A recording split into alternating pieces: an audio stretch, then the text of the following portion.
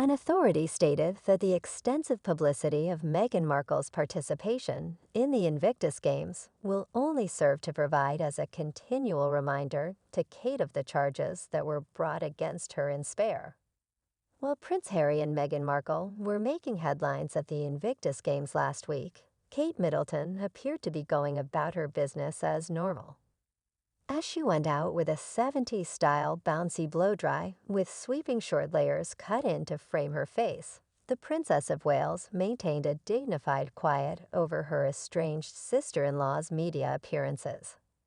Just a few weeks after a friend of Harry and Meghan, Omid Scobie, predicted extra turmoil for the royal family with another impending book, a royal expert has revealed new insight into the mentality of Kate as she went before the cameras.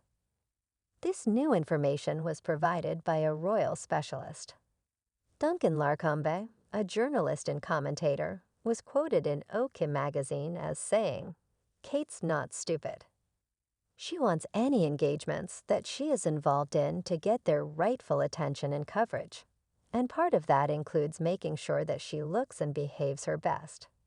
In her most recent appearance, the princess looked immaculate and did not waste any time getting to the point. She is fighting back in the only way she can, according to Mr. Larcombe's statement. He continued by saying, "The games are a very important thing for Harry. It's one of the most important things he does, and Kate will have no choice but to put on a brave face and accept the fact that the spotlight will be on Harry and Meghan while it's happening. Her response to anything they could be doing is to simply maintain a respectful silence and go about her business as usual. It appears to have been quite successful for her and William up to this point. The one who races the most methodically is the winner. Recently, Meghan has earned herself a double helping of media publicity for her accomplishments. First, by allowing himself to be photographed at a drive-through restaurant serving In-N-Out burgers in California, rather than making an appearance at the opening ceremony of the Games in Dusseldorf on September 9. However, as soon as the Duchess arrived in Germany, she made an immediate appearance on stage to deliver a speech, and her husband stood by her side the entire time. She apologized to the 1,600 people in attendance for being a little late to the party, as she was dressed in a black shirt dress with midi-length sleeves and black stiletto heels. She went on to explain that this was because of the habit of dropping her children off at school. After Meghan Markle was photographed watching a wheelchair basketball game while wearing one of J. Crew's blazers, the company's website crashed because so many people tried to replicate her outfit.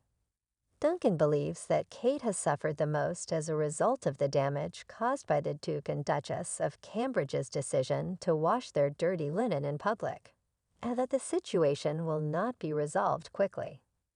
Some of what Harry and Meghan have said, particularly about Kate, was so personal, and it's going to take years to heal the hurt because of the damage that's been done. He says, "It's going to take years to heal the hurt because of the damage that's been done. Fixing the relationships is going to need more than just apologizing for what happened. In my opinion, there is a possibility that it will remain broken for the foreseeable future.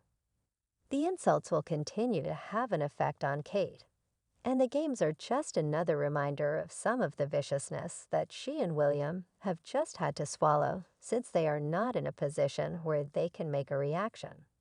Due to their positions in the royal family," he explained, "Kate and William are unable to retaliate in the same manner as the other party." He stated that Kate will be reminded of all those awful things she was accused of as a direct result of her participation in the Invictus Games. Regarding William and Kate Middleton's responses to the incident, he stated that their lack of response spoke more than it ever needed to, and he made the following observation about it. "I think it's quite noticeable that there are no messages of support so far from William or Kate. That should tell you pretty much everything you need to know in order to determine whether or not you have their permission."